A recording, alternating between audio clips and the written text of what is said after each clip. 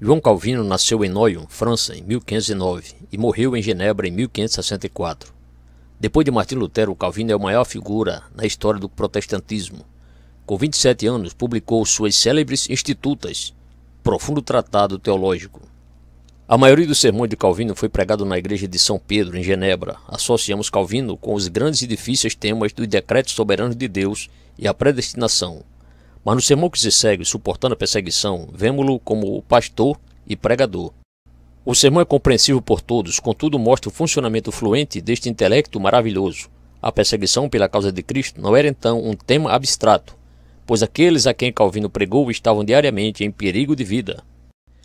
Todas as exortações que nos são dadas para padecermos pacientemente pelo nome de Jesus Cristo e em defesa do Evangelho não terão efeito se não nos sentirmos seguros da causa pela qual lutamos. Quando somos chamados a nos desfazer da vida, é absolutamente necessário saber em que base. Não podemos possuir a firmeza necessária a menos que esteja fundamentada na certeza da fé. É verdade que há pessoas que se expõem tolamente à morte na defesa de algumas opiniões absurdas e desvaneios concebidos pelo próprio cérebro, mas tal impetuosidade deve ser considerada mais como frenesi do que zelo cristão, e de fato, não há firmeza nem bom senso naqueles que, em certo tipo de casualidade, se empolgam dessa maneira.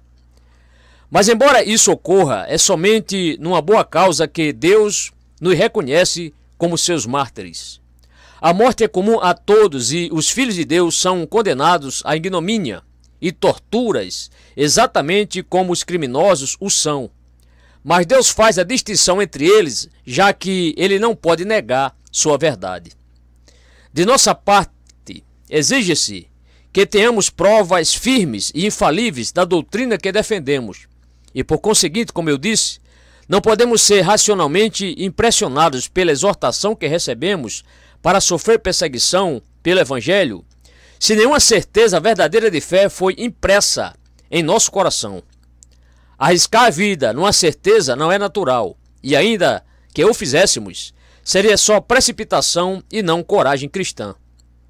Numa palavra, nada que fazemos será aprovado por Deus se não estivermos completamente persuadidos de que é para Ele e sua causa que sofremos perseguição, e o mundo é o nosso inimigo.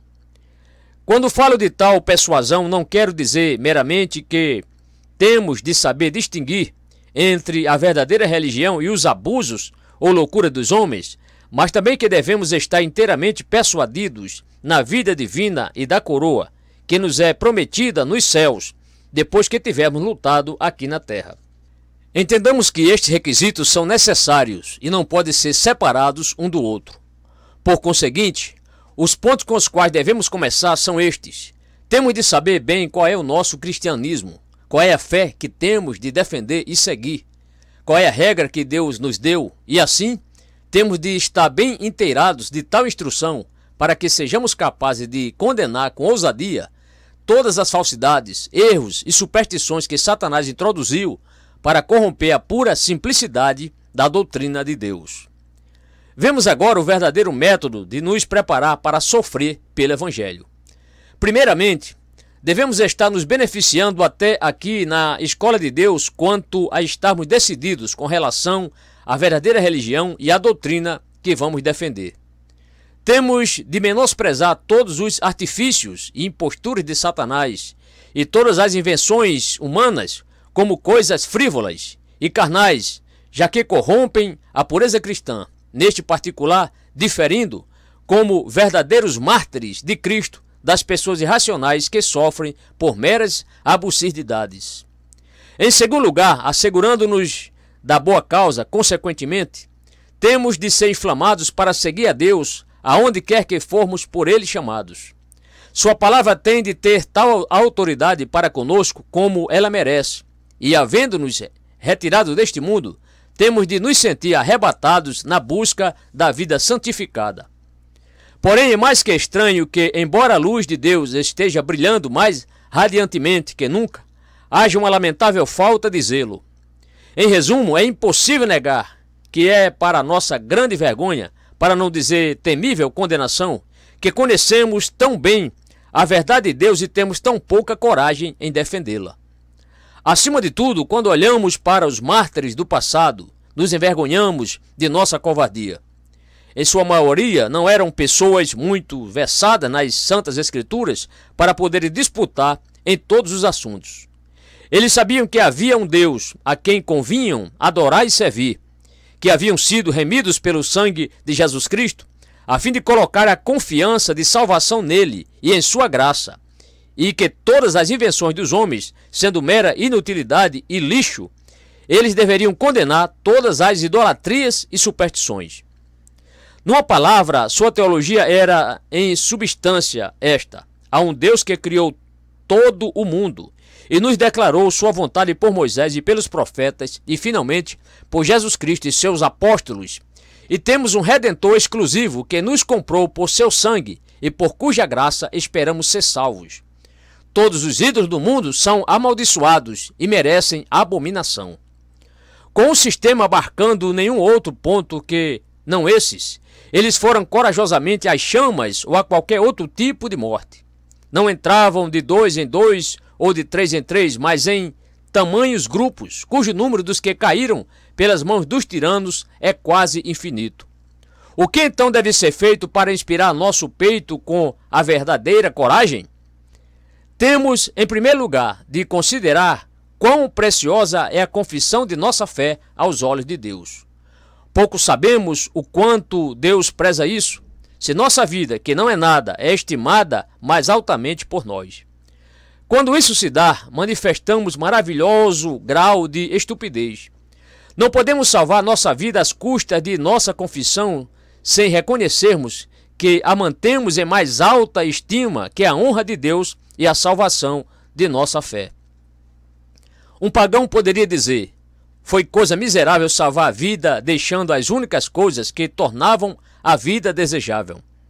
E não obstante, tal indivíduo e outros como ele nunca souberam por que propósito os homens são colocados no mundo e por que vivem aqui.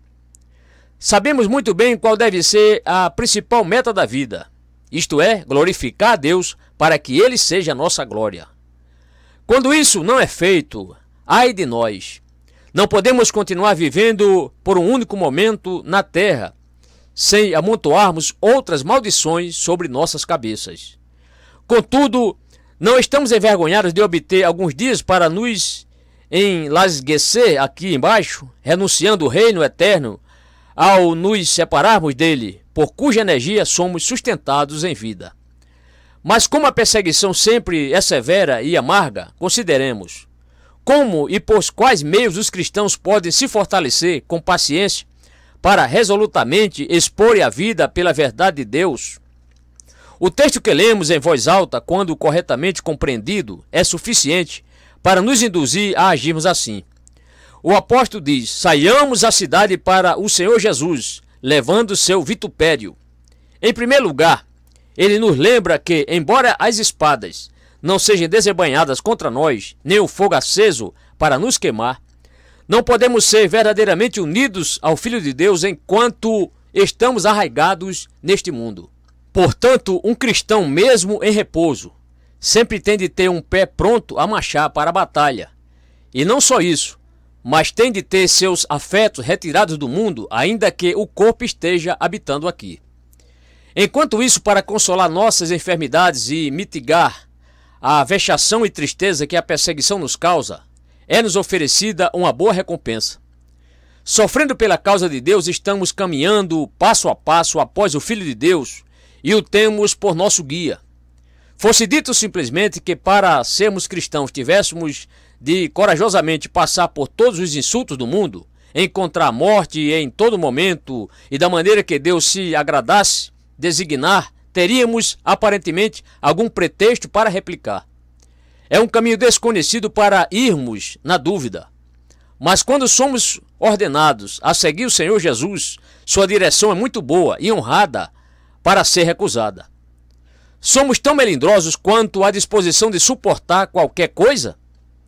Então temos de renunciar à graça de Deus pela qual Ele nos chamou à esperança de salvação.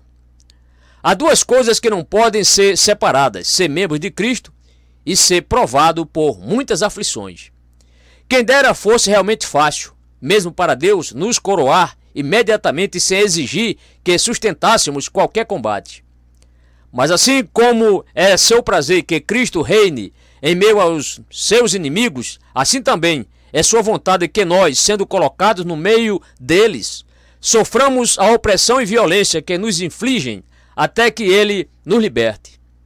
Sei de fato que a carne esperneia quando deve ser levada a este ponto, mas não obstante a vontade de Deus tem de sobrepor-se. Em tempos passados, muitas pessoas, para obter simples coroas de folhas, não recusavam o trabalho duro, a dor e a dificuldade. Até mesmo a morte não lhes era grande preço, e ainda assim cada um deles disputava uma corrida, não sabendo se iria ganhar ou perder o prêmio. Deus nos oferece a coroa imortal pela qual nos tornamos participantes da sua glória. Ele não quer dizer que devemos lutar a esmo, mas todos temos a promessa do prêmio pelo qual nos empenhamos. Temos algum motivo para nos recusarmos a lutar? Achamos que foi dito em vão. Se morrermos com Jesus, também com ele viveremos? Nosso triunfo está preparado e, contudo, fazemos tudo o que podemos para evitar o combate. Para não deixar meios sem serem empregados que sejam adequados para nos estimular, Deus coloca diante de nós promessas de um lado e ameaças do outro. Sentindo que as promessas não têm influência suficiente, fortalecemos-nos acrescentando as ameaças. É verdade que devemos ser obstinados no extremo de não pôr mais fé nas promessas de Deus, quando o Senhor Jesus diz que ele nos confessará como seus diante de seu Pai, contando que o confessemos diante dos homens. Mas se Deus não pode nos alcançar por meio gentis, não devemos ser meros obstáculos, se suas ameaças também falham? Jesus convoca todos aqueles que, por meio da morte temporal, negam a verdade, a comparecerem no tribunal de seu Pai e diz que então o corpo e a alma serão entregues à perdição. Em outra passagem, ele afirma que negará todos o que o tiverem negado diante dos homens. Estas palavras, se não somos completamente impévios para sentir, bem que pode fazer nossos cabelos se levantarem, enfim. É em vão alegarmos que piedade deve nos ser mostrada, já que nossas naturezas são tão delicadas, pois é dito, pelo contrário, que Moisés, tendo buscado a Deus pela fé, foi fortalecido para não se entregar sob tentação. Portanto, quando somos flexíveis e fáceis de dobrar, é sinal manifesto. Não estou dizendo que não temos zelo, nem firmeza, mas que não sabemos nada de Deus ou de seu reino. Há dois pontos a considerar. O primeiro é que o corpo da igreja em geral sempre esteve e até ao fim estará sujeito a ser afligido pelos ímpios. Vendo como a igreja de Deus é pisoteada nos dias atuais pelos orgulhosos indivíduos mundanos, como um late e outro morde, como torturam, como conspiram contra ela, como ela é assaltada incessantemente por cães raivosos e bestas selvagens, não nos esqueçamos de que a mesma coisa foi feita em todos os tempos passados. Enquanto isso, o assunto de suas aflições sempre foi afortunado. Em todos os eventos, Deus fez com que, embora fosse oprimida por muitas calamidades, ela nunca tenha sido completamente esmagada. Como está escrito, os ímpios, com todos os seus esforços, não tiveram sucesso no que intentaram. O apóstolo Paulo se gloria no fato e mostra que este é o curso de Deus em misericórdia, sempre toma. Ele diz, em tudo somos atribulados, mas não angustiados, perplexos, mas não desanimados, perseguidos, mas não desamparados, abatidos, mas não destruídos, trazendo sempre por toda parte a mortificação do Senhor Jesus no nosso corpo, para que a vida de Jesus se manifeste também em nosso corpo. 2 Coríntios 4, versos 8 a 10. Só menciono brevemente neste sermão para ir ao segundo ponto, que está mais a nosso propósito, que devemos tirar vantagem dos exemplos particulares dos mártires que foram antes de nós. Não são limitados a 2 ou 3, mas são, como diz o apóstolo, uma tão grande nuvem. Com esta expressão, ele intima que o número é tão grande que deve ocupar toda a nossa visão. Para não ser tedioso, mencionarei somente os judeus que foram perseguidos pela verdadeira religião, não apenas sobre a tirania do rei Antíoco, mas também um pouco depois da sua morte. Não podemos alegar que o número dos sofredores foi pequeno, pois foram um grande exército de mártires. Não podemos dizer que consistia em profetas a quem Deus tinha separado das pessoas comuns, pois mulheres e criancinhas faziam parte do grupo. Não podemos dizer que eles escaparam por pouca coisa, porque foram torturados tão cruelmente quanto possível. Por conseguinte, ouvimos o que o apóstolo diz. Uns foram torturados, não aceitando o seu livramento, para alcançarem uma melhor ressurreição, e outros experimentaram escárnios e açoites e até cadeias e prisões. Foram apedrejados, serrados, tentados, mortos a fio de espada. Andaram vestidos de peles de ovelhas e de cabras, desamparados, aflitos e maltratados, homens dos quais o mundo não era digno, errantes pelos desertos e montes e pelas covas e cavernas da terra. Hebreus 11, versos 35 a 38. Comparemos agora o caso deles com o nosso. Se eles suportaram tais coisas pela verdade, que naquela época era tão obscura, o que devemos fazer com a luz que agora brilha? Deus nos fala claramente, a grande porta do reino dos céus foi aberta, e Jesus Cristo nos chama para si mesmo, depois de ter descido até nós para que pudéssemos tê-lo presente diante dos olhos. Que repreensão nos seria suficiente para termos menos zelo para sofrer pelo evangelho do que eles, que só tinham saudado as promessas de longe, que só tinha um pequeno postigo aberto para entrar no reino de Deus e que só tinha um memorial e símbolo de Jesus Cristo? Estas coisas não podem ser expressas em palavras como merecem, e então deixo cada um a ponderar sobre elas consigo mesmo. Em primeiro lugar, onde quer que esteja, o cristão tem de resolver, apesar dos perigos ou ameaças, andar em simplicidade como Deus ordenou. Que ele se guarde tanto quanto possa contra a voracidade dos lobos, mas que não seja com astúcia carnal. Acima de tudo, que ele coloque a vida nas mãos de Deus. Ele fez assim? Então, se acaso vier a cair nas mãos do inimigo, que ele saiba que Deus, tendo arranjado as coisas deste modo, se agrada de tê-lo como testemunha de seu filho. Portanto, ele não tem meios de recuar, sem quebrar a fé em Deus, a quem prometemos todo o dever na vida e na morte. Ele, de quem somos e a quem pertencemos, ainda que não tenhamos feito nenhuma promessa. Que seja mantido como ponto fixo entre todos os cristãos que eles não devem considerar a vida mais preciosa do que o testemunho da verdade, já que Deus deseja ser glorificado assim. É em vão que ele dá o nome de testemunhas, pois este é o significado da palavra mártir. A todos que têm de responder perante os inimigos da fé? Aqui cada um não deve olhar para seu companheiro, pois Deus não honra a todos igualmente com a chamada. E como somos inclinados a olhar, devemos estar muito mais em guarda contra isso. Pedro, tendo ouvido dos lábios de Jesus que na velhice seria levado para onde não quereria ir, perguntou o que aconteceria com seu companheiro João.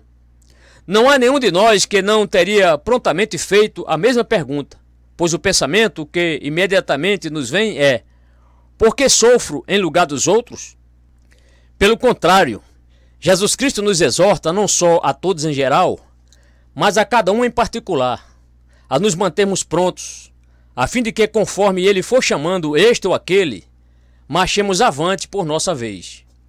Expliquei acima quão pouco preparados estaremos para sofrer martírio se não estivermos armados com as promessas divinas. Agora resta mostrar um pouco mais completamente quais são o propósito e o alvo destas promessas, não para especificar todos em detalhes, mas para mostrar o que Deus deseja que esperemos dele, a fim de que nos consolemos em nossas aflições. Considerando sumariamente, podemos citar três coisas. A primeira é que, já que nossa vida e morte estão em suas mãos, ele nos preservará por seu poder, de modo que nenhum fio de cabelo será arrancado de nossa cabeça sem a sua permissão. Portanto, os crentes devem se sentir seguros em quaisquer mãos que venham a cair, pois Deus não está despojado da tutela que ele exerce sobre seu povo. Estivesse tal persuasão bem impressa em nosso coração, ficaríamos livres da maior parte das dúvidas e perplexidades que nos atormentam e nos obstruem em nossos deveres. Vemos tiranos livres a esse respeito. Parece-nos que Deus já não possui meio de nos salvar e somos tentados a cuidar de nossos próprios interesses, como se nada mais se esperasse dele. Pelo contrário, sua providência, à medida que ele a revela, deve ser considerada por nós como fortaleza inconquistável. Trabalhemos então para nos conscientizarmos da plena importância da expressão que nosso corpo está em suas mãos, que o criaram. Por isso, às vezes ele libertou o seu povo de maneira milagrosa e além de toda expectativa humana, como se deu a Sadraque, Mesaque e Abdenego na fornalha ardente, e Daniel na cova dos leões, a Pedro na prisão de Herodes, onde estava preso, acorrentado e rigorosamente guardado. Por esses exemplos, ele quis testificar que ele mantém nossos inimigos sob controle, embora possa não parecer, e que, quando quer, tem o poder de nos tirar dos grilhões da morte. Não que ele sempre o faça, mas reservando a autoridade para si, se dispor de nós para a vida e para a morte. Ele quer que nos sintamos completamente seguros de que ele nos tem sob seu cuidado. Qualquer tirano que nos tente e com qualquer fúria que se arroje contra nós, pertence a ele somente ordenar nossa vida. Se ele permitir que tiranos nos matem, não é porque nossa vida não lhe é querida, e é maior honra 100 vezes mais do que merece. Sendo esse o caso, tendo declarado pela boca de Davi que a morte dos santos é preciosa aos seus olhos, ele também diz pela boca de Isaías que a terra descobrirá o sangue que parece estar oculto. Que os inimigos do evangelho então sejam tão pródigos quanto serão do sangue dos mártires, pois terão de prestar contas dele até a última gota. Nos dias atuais, eles se viciam em derrição orgulhosa, enquanto entregam os crentes às chamas, e depois de terem se banhado no sangue deles, ficam tão intoxicados pelo sangue que consideram todos os assassinatos que cometem como mero esporte festivo. Mas se temos paciência para esperar, por fim Deus mostrará que não é em vão que ele estimou nossa vida em tão alto valor. Nesse entretempo, não nos ofendamos por parecer confirmar o evangelho, que em valor ultrapassa o céu e a terra. Para ficarmos mais seguros de que Deus não nos abandona nas mãos dos tiranos, lembremos-nos da declaração de Jesus Cristo quando disse que ele mesmo é perseguido nos seus membros. Deus de tanto tinha dito antes por Zacarias: aquele que toca em vós, toca na menina do seu olho. Zacarias 2, verso 8. Mas aqui é dito com muito mais expressividade que sofremos pelo evangelho é tanto quanto se o Filho de Deus estivesse sofrendo pessoalmente. Que saibamos que Jesus Cristo tem de se esquecer de si mesmo antes de deixar de pensar em nós, quando estamos em prisão ou em perigo de morte por sua causa. Que saibamos que Deus tomará no coração todas as afrontas que os tiranos cometem contra nós, da mesma maneira como se tivesse cometido contra o próprio Filho. Vamos agora ao segundo ponto que Deus nos declara em sua promessa para nossa consolação. É que ele nos sustentará assim pelo poder do seu Espírito, para que o nosso inimigo faça o que fizerem, mesmo com Satanás à cabeça, não obtenham vantagem sobre nós. E vemos como ele mostra seus dons em tal emergência, pois a constância invencível que encontramos nos mártires mostra abundante e formosamente que Deus trabalha poderosamente neles. Na perseguição há duas coisas revoltantes para a carne: a vituperação e insulto dos homens e as torturas que o corpo sofre.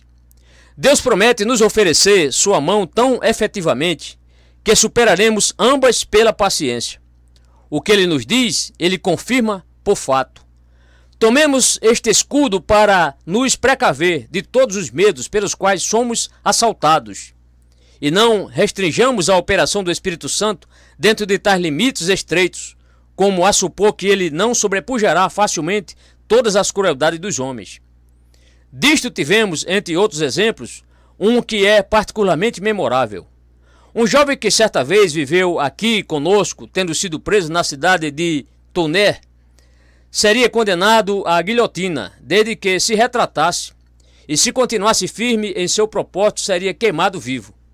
Quando perguntado o que pretendia fazer, simplesmente respondeu: aquele que me dará graça para morrer pacientemente por seu nome, sem dúvida, me dará graça para suportar o fogo.